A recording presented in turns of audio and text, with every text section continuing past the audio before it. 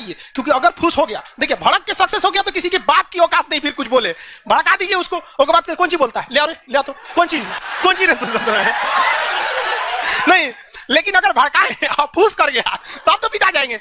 Japan पर परमाणु बम मार दिया था अमेरिका, जापान चुपचाप देख लिया था। जापान के पास परमाणु बम रहता ना, अरे बाप रे बाप, उनको तो दिखाया रहता जापान मारा रहता ना जिसका कोई हद नहीं। गलवान में चीन घुसा है ना, छोटा अटल बिहारी वाजपेयी रहते तो बता रहे, तो दिखने में बुढ़ा थे अटल बिहारी वाजपेयी, यहाँ पे बड़े बड़े जवान लोग का छक्का छुड़ा देते थे बॉर्डर पे। उन्होंने खुला छूट दिया एपीजे अब्दुल कलाम को, कहा कि आपको हमारे परमिशन की जरूरत ही नहीं है, आपको जो करना है करिए, हमको नहीं, हमको बस परमाणु बम चाहिए, हमारी सरकार रहे चाहे सरकार गिर जाए। और रियलिटी में है, भारत में अटल बिहारी वाजपेयी अगर परमाणु परीक्षण न करते तो भारत पर अमेरिका सैंक्शन नहीं लगाया रहता और अटल बिहारी वाजपेयी की सरकार नहीं गिर जाती। लेकिन अगर वो अपनी सरकार को सोचते तो कोई भी शिक्षक मंच पर खड़ा होकर किसी प्रधानमंत्री का खुलेआम तारीफ नहीं कर सकता, वरना कितने प्रधानमंत्री आए कितने गए किसी के लिए शब्द नहीं निकलता है। 1974 में इंदिरा गांधी ने डिसाइड किया कि हमें क्या बनाना है, परमाणु बम बनाना है। कब डिसाइड किया इन्होंने, 1974 में। बट उस समय हम लोग उतना डेवलप नहीं थे, तो हम लोग यहां पर मई 1974 इन्होंने पोखरण में परमाणु परीक्षण किया, लेकिन गलती से वो उतना सक्सेस नहीं हुआ जितना होना चाहिए था। उस परीक्षण का जो नाम था, उसका नाम था स्माइलिंग बुद्धा। क्या नाम था, स्माइलिंग बुद्धा। तो हो गया बात वही, भड़कइबो किए लोग, फूस दे करके रह गया, पकड़ा गए हम लोग। अब अमेरिका हम लोग पे दबाव बना दिया। अमेरिका ने एक नियम बना दिया सीटीबीटी और CTBT, comprehensive test ban treaty. कोई भी व्यक्ति परमाणु बम का परीक्षण नहीं कर सकता है, और बैन लगा दिया। ना आपको जल पे परीक्षण करने देंगे, ना थल पर परीक्षण करने देंगे, ना हवा में परीक्षण करने देंगे, पूरा बैन लगा दिया। और एनएसजी बना दिया, national supplier group, nuclear supplier group, कि कोई भी देश भारत को मतलब यूरेनियम नहीं देगा। तो हम लोग पास यूरेनियम नहीं था, चोरी छुपे हम लोग यूरेनियम मंगाते भी तो सीटीबीटी था, परीक्षण करने नहीं देगा। भारत ना एनएसजी को माना है ना सीटीबीटी को माना है, और एनपीटी लगा दिया, न्यूक्लियर नॉन प्रोफिलरेशन ट्रीटी, नाभिकीय अप्रसार संधि की कोई भी देश दूसरे देश को मतलब टेक्नोलॉजी नहीं बेचेगा कि परमाणु बम बनता कैसे। मतलब साला चोट्टा चारों ओर से घेर दिया। कभी कभी गरिया देते हैं यार, क्या हम मशीन थोड़े हैं कि जो सेट कर दिया वही बोलेंगे। देश पे बात आती है तो हम सब भुला जाते हैं। तू दोस्त है ट्रम्प है कि बाइडेन है, सोच रहा बाहर में जा तू कोनो चीज हो। या पहले हमको मतलब तुम बनाओ परमाणु बम, कोई दिक्कत नहीं, हम लोग दिवाली वाला धुकधुकुआ बनाएंगे। मतलब एनपीटी क्या कहता है, न्यूक्लियर नॉन प्रोफिलरेशन ट्रीटी, नाभिकीय अप्रसार संधि, कि कोई देश दूसरे देश को परमाणु टेक्नोलॉजी नहीं देगा। एनएसजी, कोई देश मतलब बिना परमिशन, एनएसजी के बिना मीटिंग के मतलब यूरेनियम सप्लाई नहीं करेगा। और यूरेनियम उसी को सप्लाई करेगा जिसने सीटीबीटी पर साइन किया कि हम परमाणु बम का परीक्षण नहीं करेंगे। जी भाई साहब, परीक्षण माने बम बना के क्या कर लेंगे, मान के चलिए हमारे पास टेक्नोलॉजी आ गया, ठीक है, और एनएसजी से हम सप्लाई करके यूरेनियम भी ले लिए। एनपीटी कहता है बम में परीक्षण नहीं करने देंगे। तो भाई बना के रखने से थोड़े होता है, एक बार पटके उठके तब ना समझ में आएगा काम कर रहा है कि नहीं। पता चला बना के रख लिया, युद्ध में पटके तो धुआं दे के रह गया। तो एक बार परीक्षण मतलब चारों ओर से हम लोग को घेर दिया था। अब भारत वाले वैज्ञानिक भी तो मतलब है सब उसी हिसाब के ना। भारत वाले ने कहा कि एक काम कीजिए, एक समझ में नहीं आ रहा है, अमेरिका से कहिए तू हमारे यहाँ परमाणु बिजली घर लगाओ। तो इंदिरा गांधी थी ना, अमेरिका को फुसला दी, कहीं कि देखिए ना गुजरात में हमारा तारापुर जगह है, वहां परमाणु बिजली घर लगाना है, उसमें बिजली बनेगा, लाइट बत्ती जलेगा, आप बिजली घर लगाइए। सुने हैं कि 300 करोड़ का खर्चा आता है, जबकि 200 करोड़ का खर्चा आता था। तो अमेरिका लपलपा गया कि अरे दादा बिना मोलाई तो रेट बढ़ा दी है। अजब हाल है भाई, महिला मोलाई ना करे, ऐसा हो सकता है? महिला को कोनो सामान फ्री में कहेंगे तो कहेगी 2 गो दे दो। तो अमेरिका ने सहयोग कर दिया, हाँ हम पूरा परमाणु बिजली घर बना देंगे, बिजली बनेगा आपके यहाँ, भुक लाइट जलेगा एकदम। तारापुर में 1972 में बिजली घर लगा दिया। अब बिजली घर चलेगा कैसे? इंदिरा गांधी कहा यहाँ यूरेनियम नहीं है, एक काम कीजिए जो बिजली घर लगा है ना उखाड़ के ले जाइए अपना, ठेका कैंसिल। कहा अरे पगली कही के तो पैसा दे, तो पैसा कौन सी का, ये तो कौन सी तू बनी ले एनएसजी कि हम यूरेनियम नहीं देंगे। कहा अच्छा तुमको दे देंगे, कोई दिक्कत नहीं। अब वो यूरेनियम लिया था हमें बिजली घर में भड़काने के लिए। अरे भैया तू ले आओ ना, हम लोग ने डिसाइड करेंगे इसको भड़काना किधर है। इधर आया 1972 में तारापुर में, उधर तैयारी चल रही थी 1974 में, हम लोग ने उसमें से निकाल के इसमें भड़का दिया। बाद में पता चला गलती हो गया, अमेरिका होशियार निकला, जो यूरेनियम बिजली घर में लगता है वो 20% इनरिच रहता है, और परमाणु बम में 80% इनरिच चाहिए होता है। हमसे गलती हो गया, ससुरा जातो गया भातो ना मिला, भड़काइयो दिए, बदनामो हो गए लोग, सब सतर्क हो गया, सब हरक गया, सब देहात में बोला जाता है ना, हरक गया सब। ले भाई हम लोग को पता नहीं था, हम लोग कच्चे मसाला पे भड़का दिए थे लोग। अब क्या हो, इस सब 75 को नियम लगा दिया, हम लोग को कोई देता ही नहीं था। तो बस अब भारत में वैज्ञानिक, इंदिरा गांधी ने प्रोग्राम को कैंसिल नहीं किया, कहा कि बनाइए। अब भारत में धीरे धीरे आगे गए, एक से एक वैज्ञानिक मिल गए सब। उसमें एक चिदम्बरम थे, बहुत मशहूर वैज्ञानिक, और उसके बाद मिल गए हमारे एपीजे अब्दुल कलाम, सोने पे सुहागा। इन्होंने परमाणु बम बनाने की पूरी तैयारी कर ली। अब तब तक लेकिन कोई भी प्रधानमंत्री डरे उन लोग को खुली छूटे नहीं देता था कि परमाणु भड़काइए, क्योंकि अगर फूस हो गया, देखिए भड़क के सक्सेस हो गया तो किसी के बाप की औकात नहीं फिर कुछ बोले, भड़का दीजिए उसको। उसके बाद कौन चीज बोलता है, ले आ तो कौन चीज नहीं, लेकिन अगर भड़काए और फूस कर गया तब तो पिटा जाएंगे।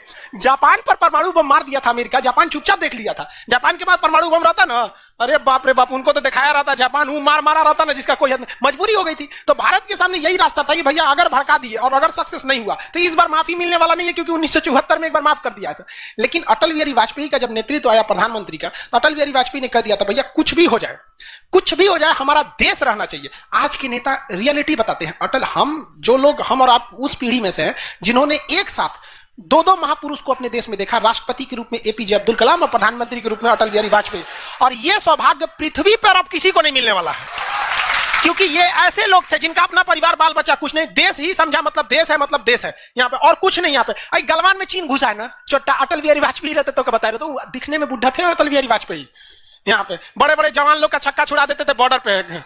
उन्होंने खुला छूट दिया एपीजे अब्दुल कलाम को, कहा कि आपको हमारे परमिशन की जरूरत ही नहीं है, आपको जो करना है करिए, हमको नहीं, हमको बस परमाणु बम चाहिए, हमारी सरकार रहे चाहे सरकार गिर जाए। और रियलिटी में है, भारत में अटल बिहारी वाजपेयी अगर परमाणु परीक्षण न करते तो भारत पर अमेरिका सैंक्शन नहीं लगाया रहता और अटल बिहारी वाजपेयी की सरकार नहीं गिर जाती। लेकिन अगर वो अपनी सरकार को सोचते तो कोई भी शिक्षक मंच पर खड़ा होकर किसी प्रधानमंत्री का खुलेआम तारीफ नहीं कर सकता, वरना कितने प्रधानमंत्री आए कितने गए किसी के लिए शब्द नहीं निकलता है।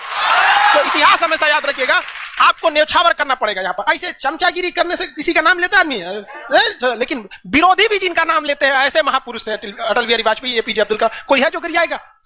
हाँ, उसे अपने बेचारा शर्मा जाएगा, किसको बोले। उन्होंने खुला छूट दिया और कहा कि जो करना है करिए। एपीजे अब्दुल कलाम कहे ठीक है, लेकिन अमेरिका को पता चल गया कि सोचा एपीजे अब्दुल कलाम चल गया वहां, ये पक्का सफल कर देगा, तो उसने उसके ऊपर ना सैटेलाइट छोड़ दिया। अमेरिका से सैटेलाइट छोड़ा और भारत के ऊपर निगरानी करने के लिए। अब यही गलती कर दिया अमेरिका से। सुना, एपीजे अब्दुल कलाम को फुसलाने के लिए नासा बुलाया, आइए नासा आइए, तो एपीजे अब्दुल कलाम चल गए और कहा कि देखिए कितना बड़ा बड़ा मशीन है नासा में, ऐसा ना इंडिया में है, टूटल फूटल स्टेबलाइजर रख ले रहता है, स्टेबलाइजर का नट उड़ जाता है तो पिलास से दाब के करता है। कहा वहां वैज्ञानिक बने, यहाँ ये हम आपको नासा का हेड बना देंगे। यहाँ पर कहा कि ठीक है, हम नासा का हेड हम क्या करेंगे, हमारा कौन है, ना बाल बच्चा ना कुछ, एक को चीज है मेरे लिए, मेरा दुनिया में कुछ नहीं है, केवल और केवल मेरी भारत माँ है, आप वो भी छीन लेंगे हमसे, ऐसा थोड़े हो सकता है।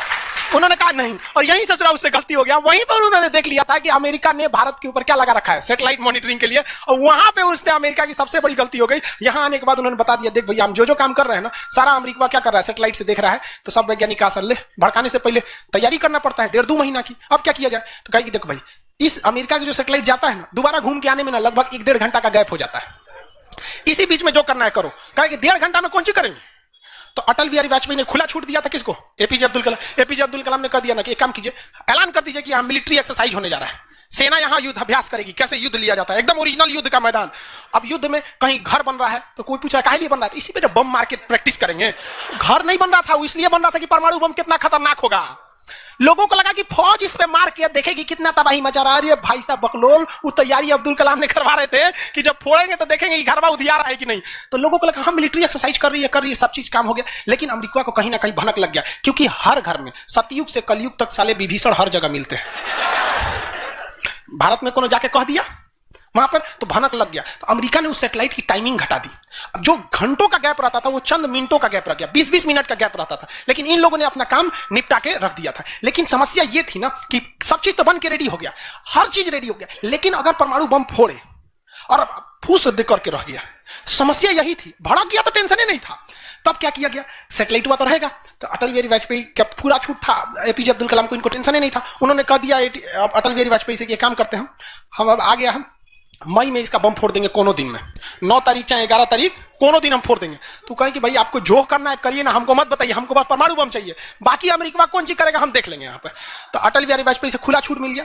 अब इन्होंने 9 मई 1998 डेट क्या कर दिया, डिसाइड कर, 2 दिन किया था, एक 9 मई को भी फिर 11 मई को। पहले 11 मई 1998 शक्ति 98 कोड नाम था।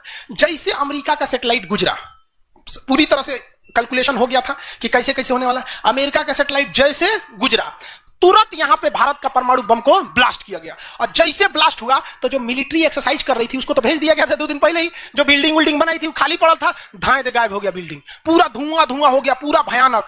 अब परमाणु बम क्या हो गया, लगभग सफल हो गया। वैज्ञानिकों को लग गया था सफल हो गया, लेकिन भाई अब ये फोड़े अभी कैसे पता चल जाएगा सफल हो जाएगा। आप अंदाजे ना बता सकते कि भाई इतना तबाही एक अच्छा ही बम ला सकता है। लेकिन तब तक सैटेलाइट उसका घूम के आ रहा था और पकड़ लेता तब क्या होता, मान के चलिए पकड़ लेता, अब पता चला कि सफल नहीं हुआ, खाली धुआं कर दिया, गड़बड़ हो गया। तुरंत अटल बिहारी वाजपेयी को फोन किए एपीजे अब्दुल कलाम कि तुरंत आप मौसम विभाग को कहिए कि राजस्थान में भयानक तूफान आया है, कोई नहीं जाएगा। अटल बिहारी वाजपेयी ने तुरंत घोषणा करा दी, राजस्थान के लोग अपने घर में रहे, बहुत भयानक तूफान आया है। अब उसका सैटेलाइट आ रहा है तो देख रहा है धुआं हुआ है, तुरंत मैसेज भेजा नासा में, धुआं हो गया यहाँ पे, कहीं मतलब धुआं हुआ, तूफान आया है वहां पे। तूफान आया है, सोचा वहां से चला गया, तब परीक्षण देखा गया, एकदम सक्सेस। अब टेंशन नहीं है, एक और फोड़ दो, 2 को फोड़ दिया गया, पूरी तरह से सक्सेस हो गया। और ससुरा अमेरिका को अभी तक पता है कि वहां तूफान आया है, अरे वहां दूसरा तूफान आया है। अब भारत में कुछ भी कहिए तो डर तो लगता है, भाई अमेरिका बहुत खतरनाक देश है। आज हम लोग भले शक्तिशाली हो, 1998 में हम लोग को पाकिस्तान आके दिखा देता था, 99 की करगिल वार याद कीजिए। आज हम लोग बहुत आगे निकल गए, लेकिन उस समय बहुत पीछे थे हम लोग। अब डर तो था ही। अब भारत के प्रधानमंत्री सब राष्ट्रपति सुपुकाइल थे, अमेरिका क्या करेगा, ओके पते नहीं।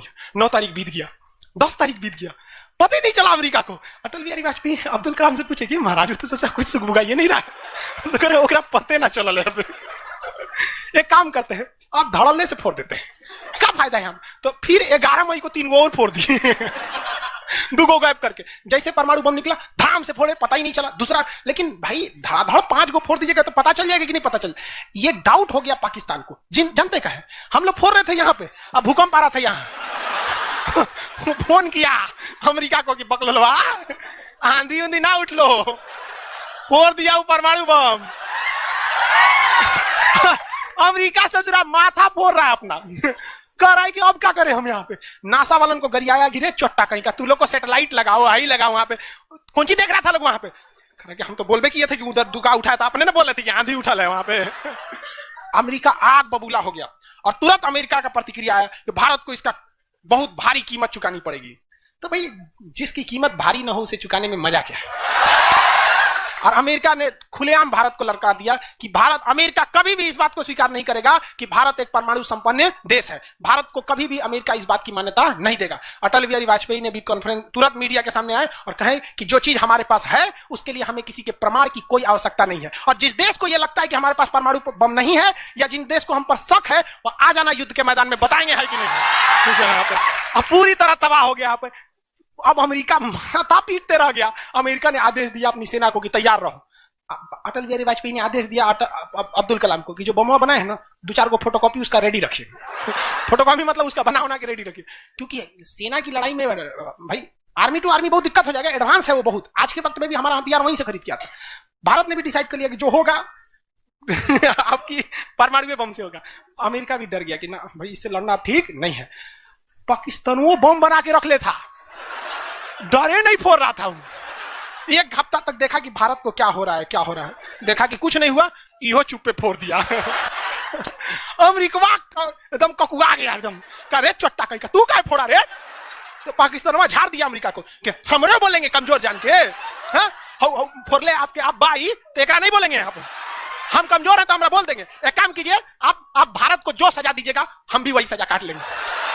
सोचो हमरे पे खेल गया। हम ही लोग पे खेल गया पाकिस्तान। अब भाई अमेरिका टेंशन में आ गया। अमेरिका ने भारत पर एम्बार्गो और प्रतिबंध लगा दिया, जैसे अभी सऊदी अरब पर प्रतिबंध लगा दिया, कल के वीडियो में बताए थे, सऊदी अरब का डस्टबिन बना दिया वहां के। तो वहां पर अमेरिका ने भारत पर प्रतिबंध लगा दिया, कोई देश भारत से सामान नहीं खरीदेगा, जो चीज जरूरत की थी सब चीज पर बैन लगा दिया। भारत की अर्थव्यवस्था डूब गई, पाकिस्तान की भी अर्थव्यवस्था डूब गई, लेकिन भारत को बचा लिया भारत के 55 लाख कुशल कारीगर जो विदेशों में काम करते हैं। आप प्रतिबंध लगाइएगा भी तो पूरी दुनिया का कारखाने ठप हो जाएंगे, क्योंकि हर जगह भारत के वहां वर्कर काम करते हैं। और अमेरिका या सीबीएसई वाले जो वर्कर होते हैं वो स्पेशलिस्ट होते हैं, पेंट मारता है तो पेंटे मारेगा। भारत का मिस्त्री मल्टी टैलेंटेड होता है, पेंट मार रहा है उसको काटी ठोक दो तो बिजली वाला काम कर देते, हाँ तार और घींच देते हैं। मल्टी टैलेंटेड होता है और काम भी बहुत ज्यादा करता है। काम हम जब 5 बजे कर देगा तो आदमी अच्छा बोरा नीचे उतार दो, तो ये सब बड़ी काम कर देता है, मेहनती होता है सर, कोई दिक्कत नहीं है उन सब में। खाना नहीं भी है तो कोई दिक्कत नहीं, निकालेगा तो कोई नहीं है, चालू। तो पूरी दुनिया से भारत को पैसे आ रहे थे, पूरी दुनिया भारत में क्या, भारत के हजारों वर्कर लाखों काम कर रहे थे, भारत में पैसा आ रहा था, तो हमारी अर्थव्यवस्था पर उतना भयानक प्रभाव नहीं पड़ा। लेकिन पाकिस्तान की अर्थव्यवस्था तबाह हो गई। इसकी यहां के कोई वर्कर को ले भी नहीं जाता है। अरे छोटा कम मार करेगा कोई, ठीक है नहीं है यहाँ पर। ये सब इतने बड़े बैल होते हैं सब पाकिस्तान वाला। अगर पाकिस्तान के एक मोहल्ला से 5 आदमी विदेश गया है ना, वहां अच्छा से हंसी खेसी से ड्यूटी कर रहा है, अगर उसके परिवार में यहां झगड़ा होगा ना तो दोनों वहां झगड़ा कर लेगा सर। तो अब्बा काहे मर लो हमारी खाला को मार कर ले। उसकी अर्थव्यवस्था पूरी तरह से बर्बाद हो गई। अब पाकिस्तान के साथ अजीब सी दिक्कत था, अमेरिका अर्थव्यवस्था बर्बाद कर दिया। लेकिन पाकिस्तान भाई साहब, हरामियों में नोबेल पुरस्कार मिलता तो हर साल यही लाता। इसने कहा कि एक काम करते हैं, अमेरिका ने हमको ऐसा बर्बाद किया है कि परमाणु बम होने के बावजूद हम तड़प के रह जा रहे हैं, हम भी अमेरिका को तड़पाएंगे। यह कहता है ना कि हम किसी से खरीद नहीं सकते हैं, व्यापार नहीं कर सकते, एक काम करते हैं, हम परमाणु बमें बेचते हैं। ससुरा उत्तरी कोरिया को बेच दिया, किंग जोंग पगला को देखे, उसका टेक्नोलॉजी पाकिस्तान दिया है, सद्दाम हुसैन को, ईरान को, सबको बेचने लगा। कि सारा थ्योरी ले आके देखता था कि देखिए ऐसे ऐसे परमाणु बम बनता है, लीजिए 20 करोड़ दीजिए जाइए। अब अगला हिसाब, 1 महीना तो काटेगा आदमी, अगला हिसाब देखे। अमेरिका कर रहा है, पाकिस्तान में छोटा क्या कर रहा है, क्या कर रहा है, मरे हम भूखे मरे, आप प्रतिबंध हटा दीजिए, नहीं तो हम इसको फेसबुक पे डाल देंगे।